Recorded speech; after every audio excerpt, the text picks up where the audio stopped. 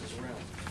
Okay, just to recap, I guess most of you were probably with me yesterday, so you got this.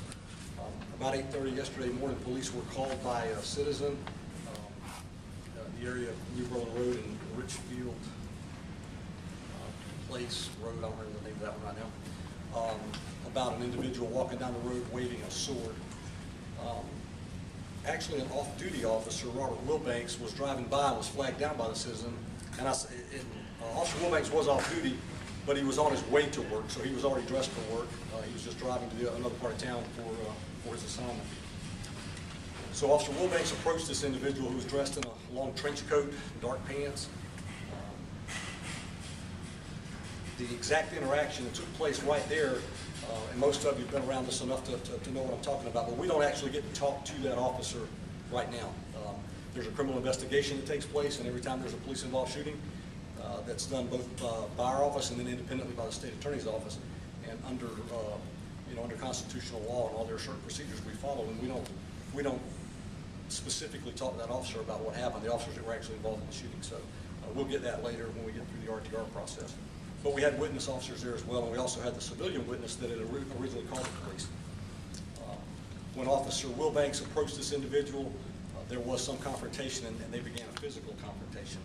The citizen saw that, drove up, and got out and helped. As I mentioned yesterday, the citizen was a really big help. I heard Officer Wilbanks go over and thank him later because he said there was no way he could have handled him by himself. The citizen that helped was a pretty big guy. He's about 6'3" or 4" and about 240 pounds, and I think he's in the construction trade. He's a big guy, and he told me that this suspect in this case was very, very strong. So they had a struggle for a couple of minutes there with this individual and could not fully control him. And the officers that had been dispatched then started arriving, so a couple more officers showed up. A decision was made to disengage and attempt to use the taser. Officer Browning deployed his electronic control device. It deployed like it's supposed to, but it didn't have the desired effect on the suspect. I don't know if that's because the probes just lodged in the trench coat. As you know, if they don't make contact with the person's body, they're not very effective. He tried his. He then actually retrieved a second taser from another officer and tried that one as well. At this point, the suspect, and they're going to give you a packet on him, who's been identified as Richard Chabot, 33-year-old white male. So that stood nice up. name, or it's C-H-A-B-O-T, and they should give you something on that. Stood up from where he had been. He was kind of on his knees there during this time when they were trying to get him under control, and then drew out this sword that had been described. And usually with guns, I just bring you a small picture, but it's kind of hard to give you any idea what this is like. This is actually to scale, as you can see from the ruler there. It's almost 3 feet long. Pulled this out from within his trench coat. Made some threatening statements toward the officers. Was actually apparently acting fairly bizarre. This will be up here, so if you don't get it right now, I'll let you get what you need. And pulled the sword out.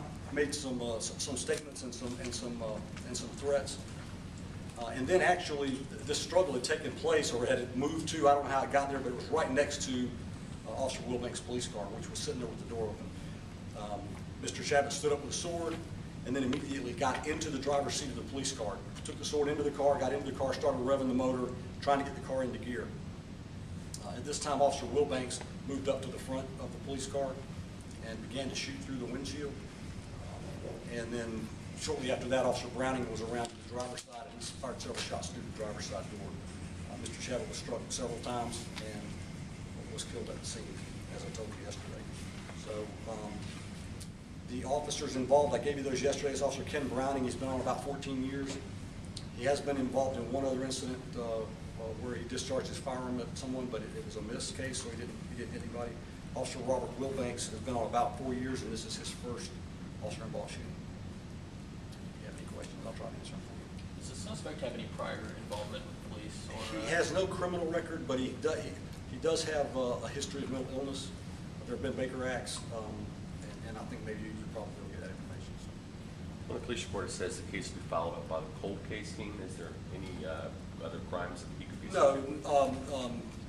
standard procedure. Our cold case team is made up of our more experienced homicide detectives. For that reason, and because of the way caseloads work, our cold case team responds to every police involved shooting. They're the ones that investigate all of our police shootings, so that's why. The civilian witness, has he been identified and is he okay? He's okay. I think I told you yesterday that he did go to the hospital. The suspect bit him on his left hand, and he thought maybe his right hand might be broken. I got word this morning that maybe it's not broken, it's just bruised, and I don't really know. I haven't talked to him again today, and I asked him yesterday, and all he really said was, I don't want to talk to the media. So, you know. Does he live in, why was he in the area? I think he does live in the area. You know, yes, I believe. I don't know. Don't think he lives in that neighborhood. But he lives in the area. So. How big was the suspect? I mean, was he a formidable force under any circumstance? You know, I don't have that in front of me. It may be on what you get. I mean, he was not a small guy. I don't think he was as big as the roofer that stopped to help us, but he was not a small guy. He was, you know, pretty average sized guy, I would say. Any sign of drug use, or did you think he was on drugs or anything? We don't know at this point, and the medical examiner will do an autopsy, and we'll see if there's anything there. Was he described anything? You know? I believe he was on medication for diagnosed schizophrenia. And the officer's okay too, right? Yes. Was I know he was taser, well, 2 attempts, but is it fair to say that the taser slowed him down, but it didn't stop him? All I know is that they did try that twice. You know, you've seen at least probably video of people when the taser is effective. I personally experienced the taser. When it works, it works. And when it doesn't, you can tell that it's not. So we don't know if it had any effect on him at all? No, I'm not really sure. And then again, with the large clothing and all he was wearing, that does create an issue for using that. For that second probe, we don't, you know, the first one might hit the trench coat, but the second probe. Well, there are 2 probes with each deployment, and both probes have to make contact or it doesn't work.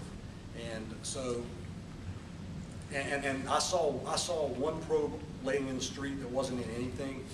So I don't know where that one started out, and I haven't gotten a report on whether there was any contact. When the medical examiner does the autopsy, they may be able to give us some indication as to whether it looks like the probe's impacted him or not. So, Were the weapons inside the vehicle that he tried to make off with, were they secured?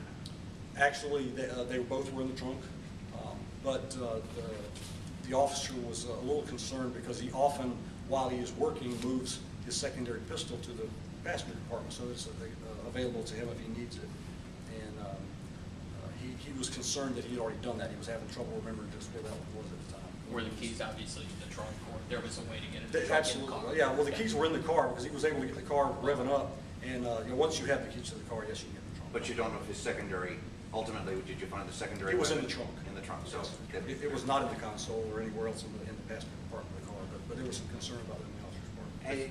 Any concern that he got into the police cruiser, that it should have been door closed, engine off? Well, we'll look into all that. It's a little early probably for that. Again, I don't get to talk to the involved officers until we get to the RTR phase of this, and those are the questions that will be asked then. I don't really know if this struggle started and moved toward that. I don't know how quickly it all happened. You know, in a perfect world, you'd probably like to see people drive up and get out and turn off the ignition, close the doors, and lock them. But that's not the way it always works out. Is that the standard procedure for a pullover, to stop the car, turn it off when you go pull someone over, or is there any procedure for that? Okay.